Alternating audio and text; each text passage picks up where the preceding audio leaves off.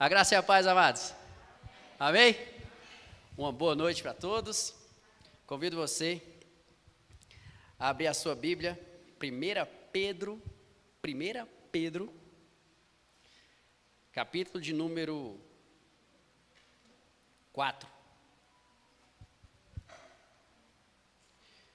1 Pedro, capítulo de número 4.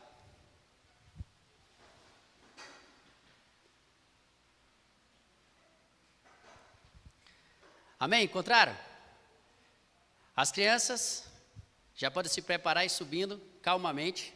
Podem ir lá para a salinha. As crianças podem ir lá. As crianças maiores podem ficar.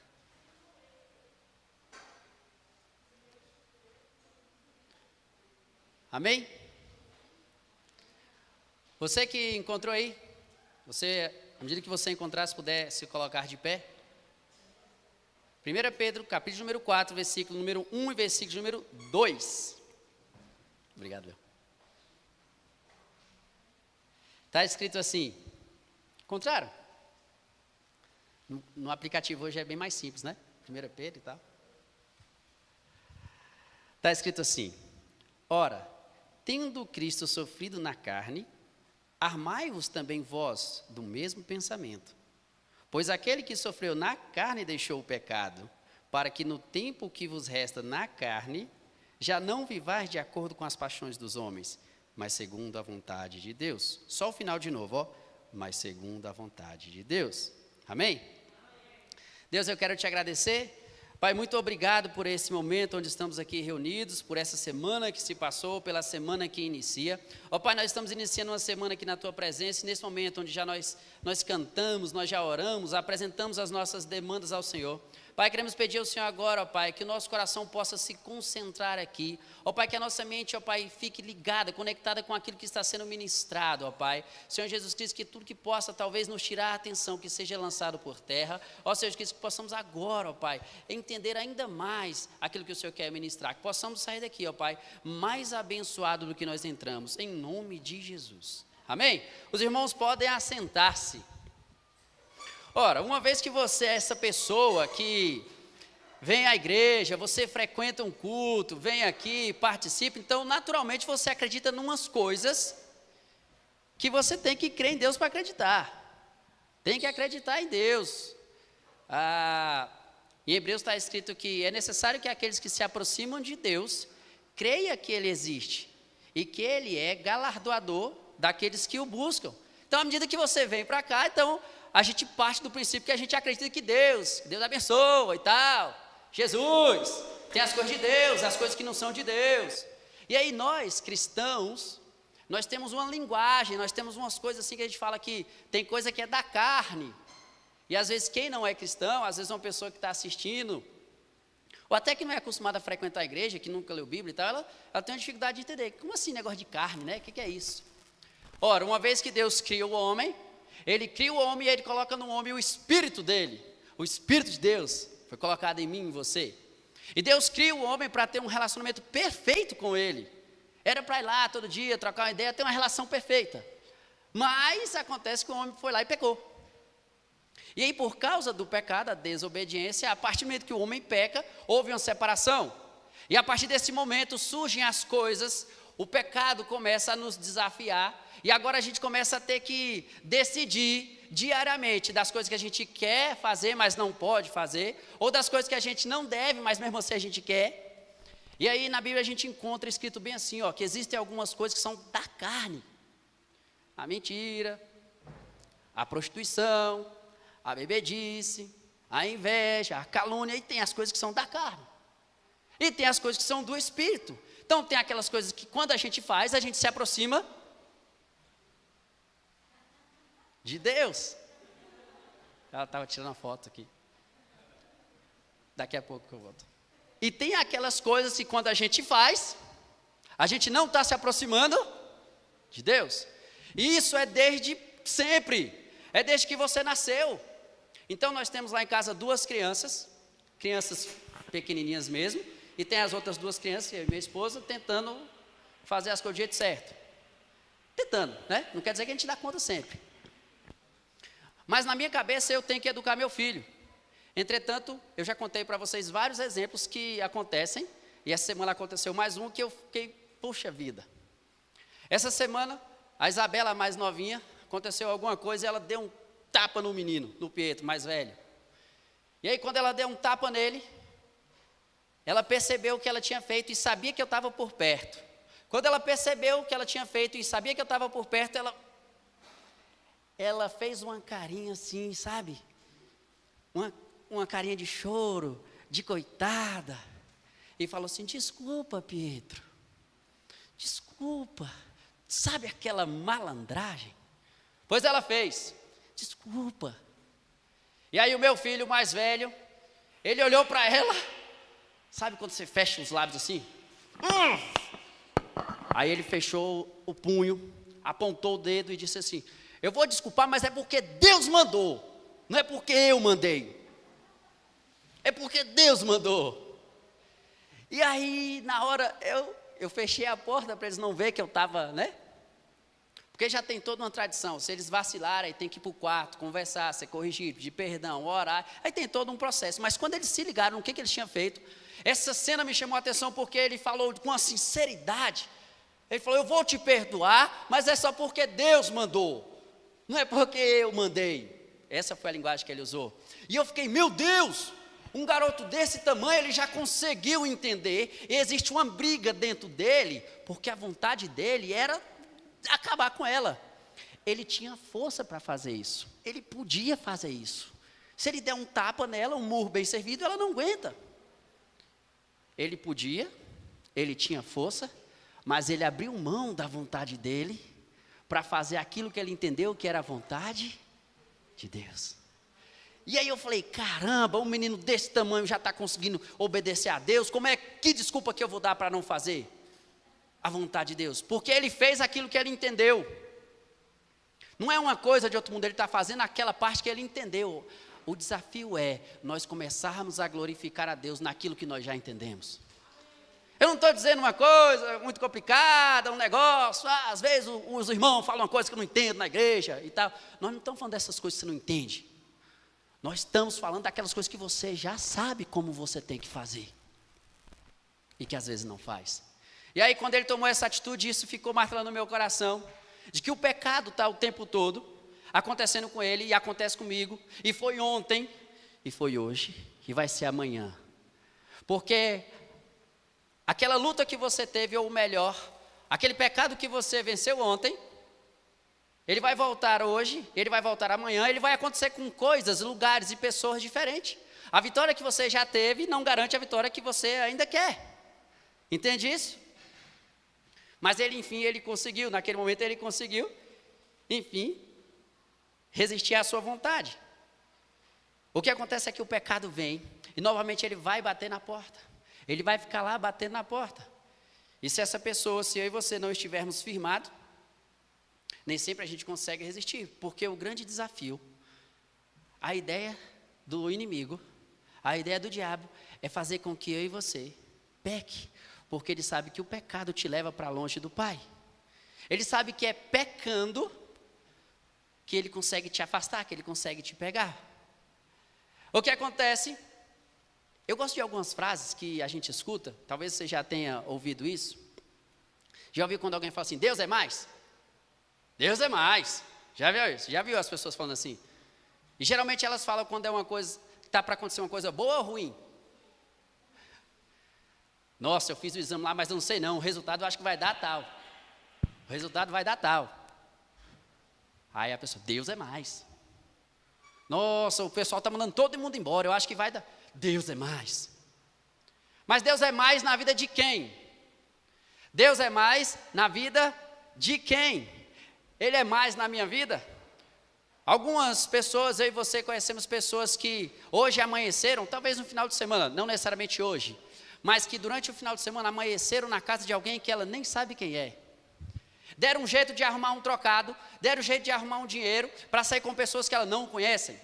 Gastaram o final de semana, entregaram o melhor que elas tinham para sanar um desejo, para viver uma vaidade que às vezes era algo momentâneo. Eu e você conhecemos pessoas que amanhã vão ter que arrumar um atestado, porque elas não vão trabalhar e elas vão arrumar um atestado de mentirinha para enganar o chefe dela. Eu e você conhecemos pessoas que colocam no celular o nome de uma mulher com o nome de homem, que é para o fulano não desconfiar. Eu não sei se você já viu isso acontecer. Tá bom, Tiago, é melhor parar de falar dessas coisas? Mas você entende que eu e você estamos diariamente lidando com essas pequenas coisinhas, com esses detalhes que nos fazem pecar? O pecado ele está continuamente rodeando para que eu e você, de alguma maneira, venhamos a fazer algo. E o que acontece é que, à medida que uma pessoa ela sente o desejo e a vontade de fazer aquilo e ela faz, ela começa a sentir prazer naquilo. E a alegria dela agora está em repetir aquilo, em viver fazendo aquilo. Nós conhecemos pessoas que não veem a hora de chegar a sexta-feira, para quando der às 6 horas da tarde, acabou o expediente, agora ela vai poder sair, ela vai se alegrar com os amigos, ela vai gastar algumas horas num bar, em algum lugar assim, é o que nós chamamos e conhecemos como um happy hour. A semana dela se resume àquilo, e ela está torcendo para que aquilo demore bastante. Porque quando acabar, na próxima segunda-feira, começa tudo de novo. E ela leva um peso, as coisas são meio carregadas, são pesadas para ela. Ela precisa daquilo. Ela precisa daquilo porque senão ela não se sente bem, ela não se sente livre, ela não se sente capaz. E à medida que essa pessoa faz uma coisa, daqui a pouco ela faz outra, e uma coisa puxa a outra, e uma coisa puxa a outra, essa pessoa vai caminhando, vai caminhando. E por mais que apareça para ela alguns sinais, e ela sabe que não deveria, mas ela faz. Essa semana, conversando com um amigo, ele falou justamente isso. Cara, esse final de semana, eu falei que ia começar 2021 diferente, mas esse final de semana eu fiz de novo a mesma coisa. Tiago, eu não queria, mas de repente, quando eu vi, eu já estava lá. Como é que pode? De maneira inconsciente, eu fui parar onde eu não deveria estar, Tiago. E ele começou, o Léo agora há pouco falou, nós temos que fazer coisas diferentes. Mas esse amigo meu dizia, cara, eu nem queria, mas quando eu percebi, eu já estava lá naquele local. Isso começa a virar um ciclo, e esse ciclo, à medida que a pessoa vai pecando, ela vai começando a se afastar daquele que o criou. E esse pecado faz separação entre nós e o nosso Deus.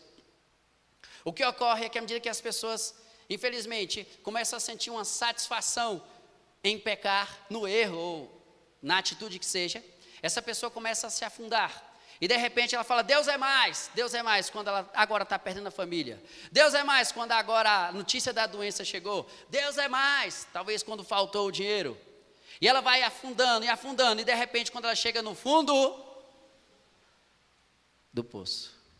Quando ela chega no fundo do poço, aí não tem outro lugar para olhar, a não ser para cima. E ela olha para cima. No fundo do poço ela começa a olhar para cima. É quando não tem mais jeito mesmo. É quando a situação agora deu ruim e não tem mais como. Agora ela olha para cima. E ela vai de alguma maneira buscar uma solução. E Deus é tão bom que Ele fala que de maneira nenhuma Ele vai lançar fora aquele que o busca. E essa pessoa de alguma maneira ela começa a buscar.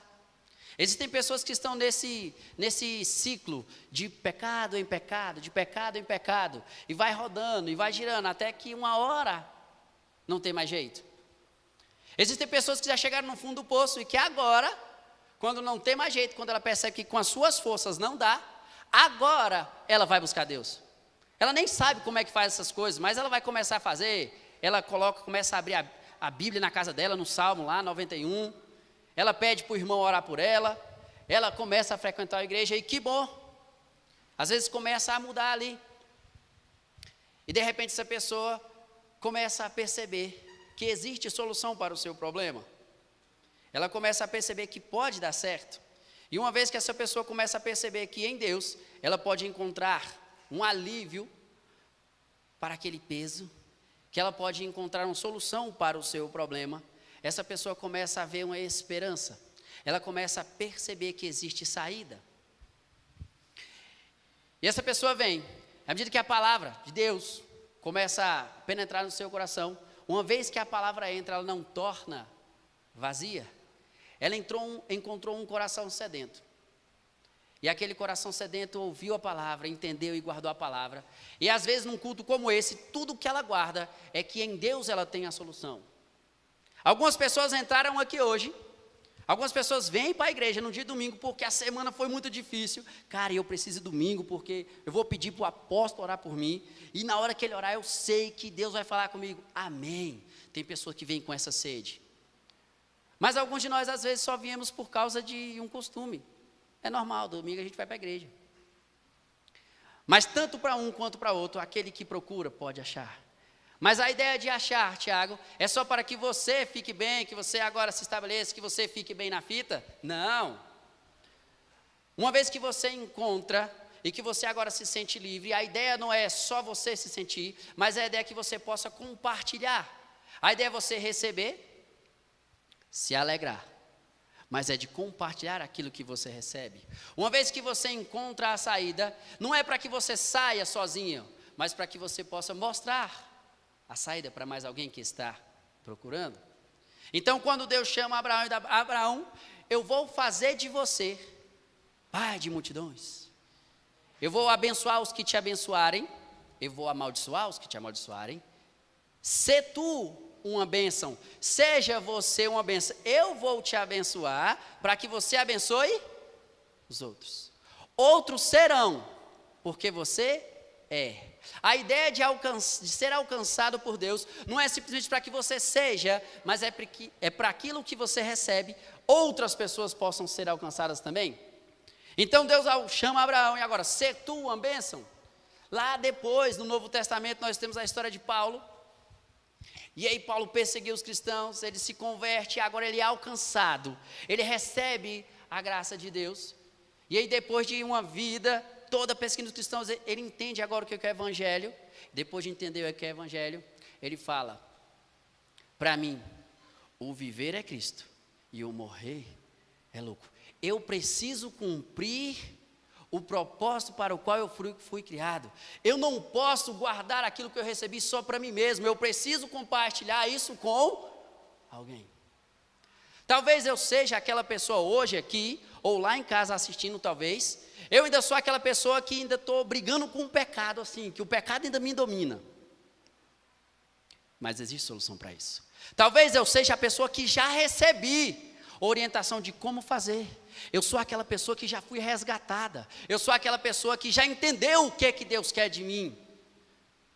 Mas não basta entender e celebrar, e se alegrar e cantar e pular por isso. É preciso que eu comece a compartilhar com as pessoas aquilo que eu recebi. É preciso que eu possa alcançar outras pessoas.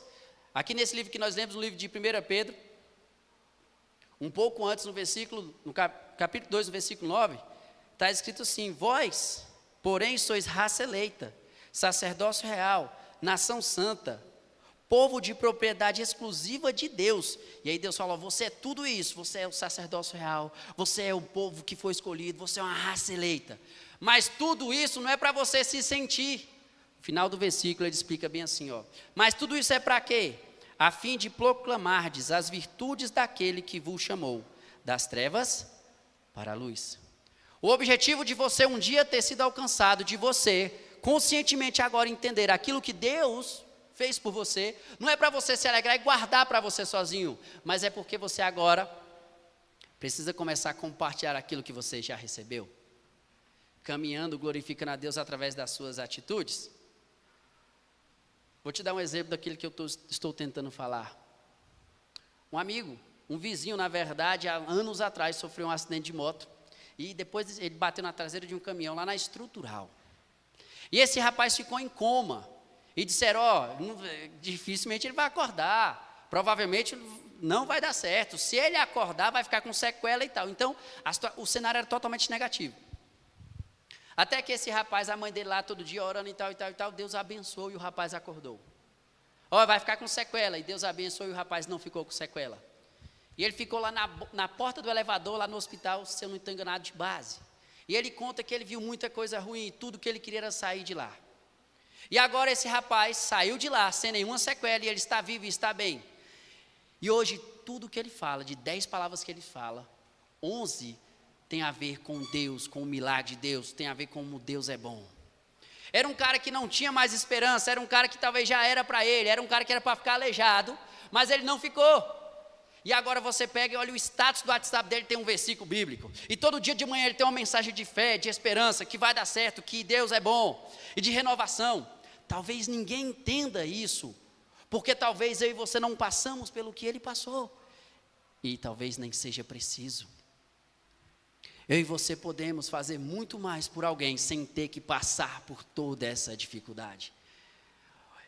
Nele existe uma vontade o tempo todo de compartilhar com as pessoas aquilo que Deus pode fazer, porque Ele não quer que as pessoas passem por aquilo que Ele passou.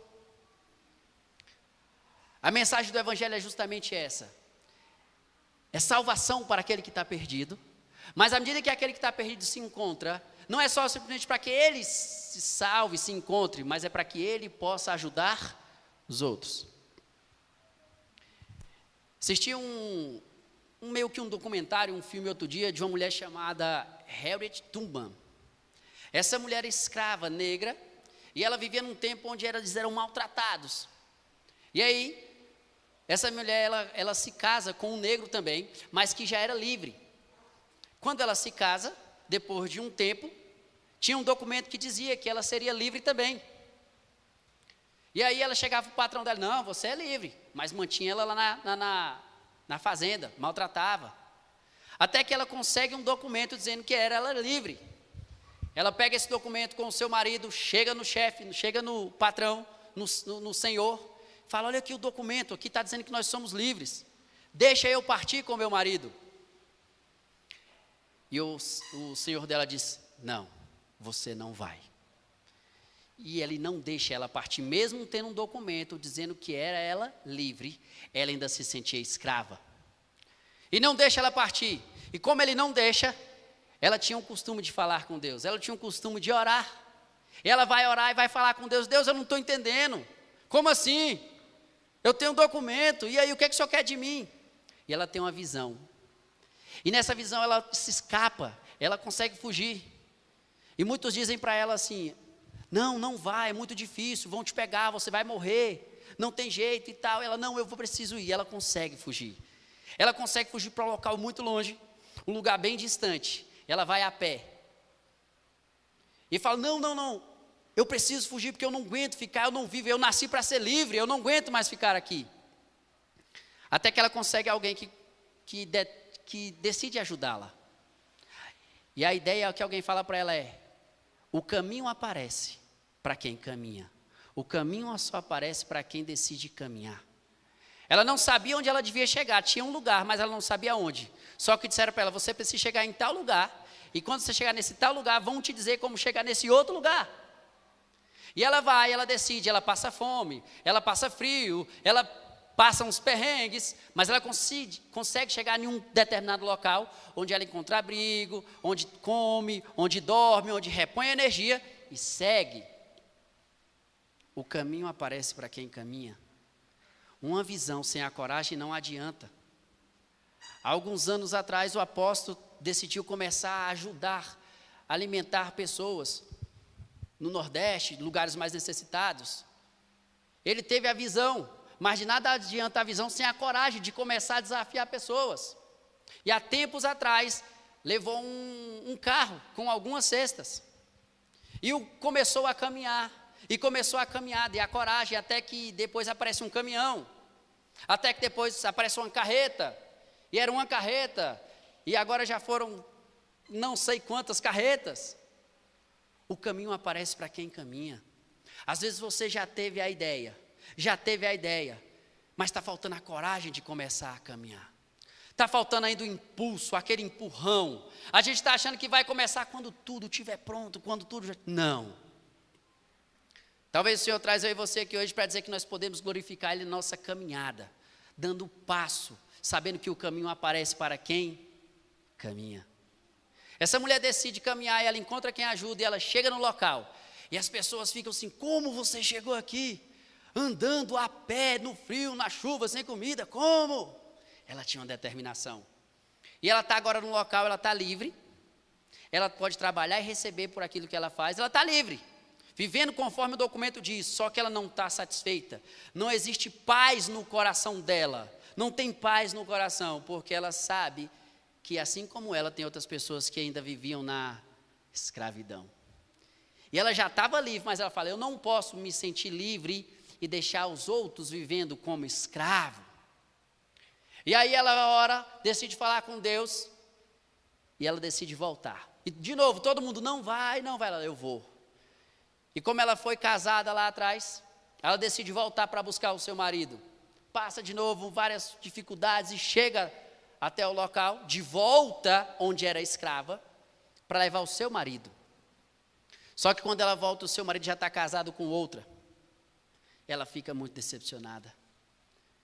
E naquele momento de decepção, ela decide orar e de novo falar com Deus. Ela fala, Deus, se não foi para buscar o meu marido, para que foi que eu voltei aqui?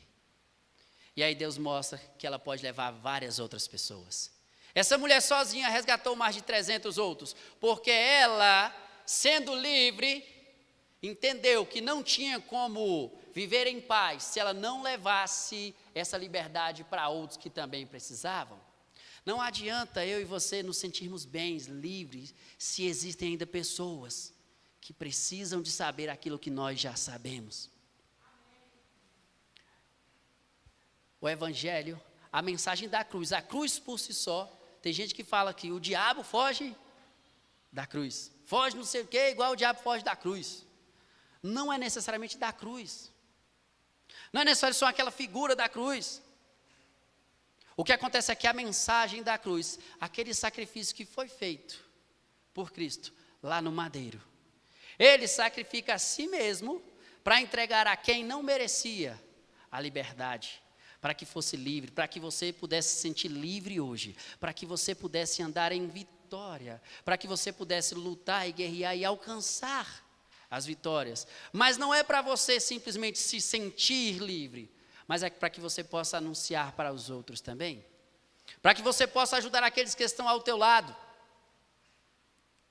Nossa, mas vai ser tão complicado, e como é que eu vou fazer? Lá em Isaías está escrito, Isaías 41 diz assim, ó, não temas, porque eu sou contigo. Mas nós estamos aqui agora dizendo que é tudo simples, que a coisa é tudo bonitinho. Eu sei que cada um daqueles que aqui estão hoje, você que está em casa, às vezes você tem um desafio que só você sabe.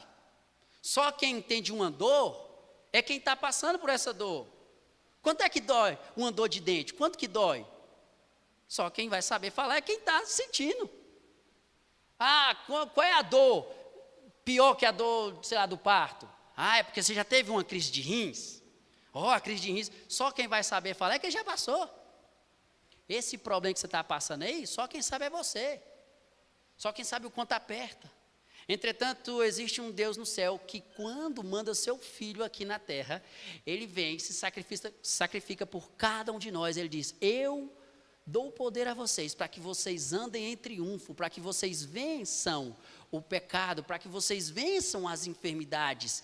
Eu autorizo vocês a fazer isso. O preço que precisa ser pago, eu estou pagando agora aqui nessa cruz, para que você viva em liberdade, e para que você possa, com a tua vida, com o teu testemunho, anunciar para as outras pessoas. Não é simplesmente para você se sentir, mas é para que você possa anunciar para os outros. Nossa, mas algumas pessoas às vezes, não, eu fico meio assim, né? Vai que nós mexemos com o inimigo, o diabo pode querer atrapalhar nós. Ele vai sempre querer fazer isso mesmo. Entretanto, lá em Tiago, capítulo 4, versículo 7, diz, resistir ao diabo, e ele fugirá de vós. Ele foge de você. O inimigo foge de você porque o poder que precisa já está em você, a autoridade que precisa já está em você. Em 1 João capítulo 2, 14. Ei, jovens, vocês são fortes. Porque a força que eu coloquei em vocês já venceram o maligno. A vitória já foi liberada. Para que você possa caminhar um caminho de vitória diante de Deus. Estou encerrando agora. Uma última frase que a gente escuta as pessoas falarem. Passando por um momento difícil, um momento de dificuldade, seja porque pecaram, seja por isso, por aquilo. Algumas pessoas dizem assim, nossa, eu estou pagando pelos meus. Você já ouviu. Eu estou pagando. Não, mas parece que eu estou. E às vezes é até dentro de casa, né? Não quer, tá aquela coisa. Tá... Ai, meu Deus, parece que eu estou pagando pelos meus pecados. Não tá. Você devia morrer se fosse para pagar por eles. O preço pelo teu pecado já foi pago. Você entende isso? Tem noção disso? É porque a gente já escutou tantas vezes que não faz mais diferença. Oh, Jesus, aí é natural, você já escuta isso. É mesmo, tá. Ei, se liga no que está acontecendo. Eu e você somos pecador mesmo. Tudo pilantra. Não salva nada. Eu posso falar que eu estou aqui na frente hoje, tá? Daqui para baixo. O apóstolo já fica olhando ali de lado e tal. Depois chega lá no gabinete, aí já era, ó. Ministrar só no final do ano agora. Aí, ó. Aí, tá vendo? Tudo pecador. Pecamos até não pensar. Pecamos constantemente. Desde que o homem vacilou, houve a desobediência, então nós pecamos. Só que o preço pelo pecado já foi pago. Aquilo que precisava ter sido feito, já foi feito. Jesus Cristo decide morrer na cruz do Calvário para que eu e você possamos andar em vitória, para que nós possamos tomar posse. Ele disse que a força que era preciso, você já a tem. Aquilo que eu talvez ainda estou pedindo, Ele já te deu. A vitória já foi alcançada. E eu vou finalizar agora. Certo garotinho brincando no quintal de casa com a sua bicicleta, atropelou um pintinho da mamãe, né? Pulando, ele atropelou o pintinho da mamãe. E aí ele sabia que ela gostava do pintinho. A irmã, vendo a situação, correu e falou: eu vou te ajudar a enterrar, para a mãe não saber, mas você vai fazer uns favor para mim. Tem uns irmãos assim, né? Tem uns irmãos que você só está esperando você errar, que é para você ficar na mão dele, senão eu conto meu pai. Você conhece algum assim? Não olha para o lado. Não olha. Aí ele atropelou, a irmã correu, eu vou te ajudar a atropelar, a enterrar, para a mãe não saber, mas você vai fazer uns favor para mim. Tá bom. Aí vão lá, enterra. E agora esse menino lava a louça, e agora ele arruma a casa, e ele varre, e é só ele que faz as coisas. Esse menino começa a fazer tudo, só ele arruma a cama, lava a louça, guarda os pratos, você já imaginou como é que é. Até que um dia, cansado disso, não aguento mais, ele chama a mãe dele: mãe, eu preciso falar com a senhora.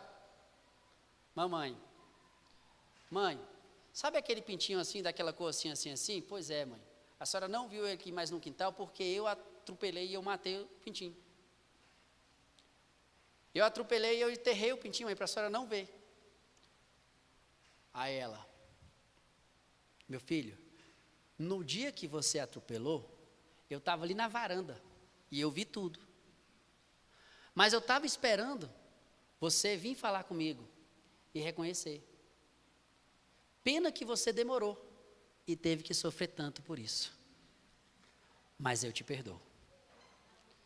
Ele não precisava sofrer tudo aquilo, não precisava ter lavado tanta louça, não precisava ter aguentado algum desaforo, porque a mãe já sabia de tudo, porque o pai sabe o que se passa no seu coração, porque o pai entende a dor de cabeça, porque o teu pai sabe até o que você não falou.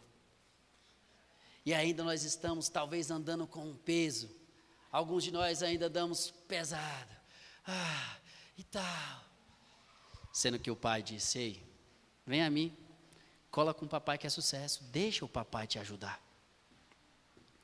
Não precisa você carregar e levar essa vida como se fosse essa dificuldade, o peso. Apresente diante de Deus. Apresente diante de Deus. Reconheça para Ele. Mostra para Ele o teu coração sincero, que o Pai está pronto para te ajudar. E aí a gente consegue caminhar glorificando a Deus. Não escolhendo o pecado, mas escolhendo sempre andar em obediência. Amém? Você pode orar comigo? Deus, eu quero te agradecer, ó Pai, por esse momento, por essa mensagem. Ó Senhor Jesus Cristo, que fique claro em nosso coração, que o pecado ele nos afasta do Senhor e que diariamente, ó Pai, Talvez nós tenhamos o desejo e a vontade, muitas vezes, de fazer o que não deve, Pai. E muitas vezes, quando a gente viu, a gente já fez. Mas nós queremos sim, ó Pai, agora, reconhecer diante do Senhor, ó Pai. Dá-nos, Senhor Jesus Cristo, entendimento, sabedoria, dá-nos coragem, ó Pai. Dá-nos sabedoria, Pai, entendendo, ó Pai, que nós já somos livres, não precisamos mais viver como escravos, ó Pai. O Senhor já nos libertou um dia, quando o Senhor naquela cruz, ó Pai, se fez maldito. Um dia naquela cruz, ó Pai, o Senhor se entregou, o Senhor nos garantiu a vitória hoje. O Senhor já pagou o preço por todos os nossos pecados, não é necessário ficarmos, ó Pai, agora carregando, andando com esse peso, como se fosse muito difícil, Pai. Ó Senhor Jesus Cristo, é claro que enquanto estamos aqui, ó Pai, nós teremos algumas dificuldades, ó Pai, mas andando em Ti, ó Deus, nós somos mais do que vencedores. Amém, ó Deus, amém. Amém?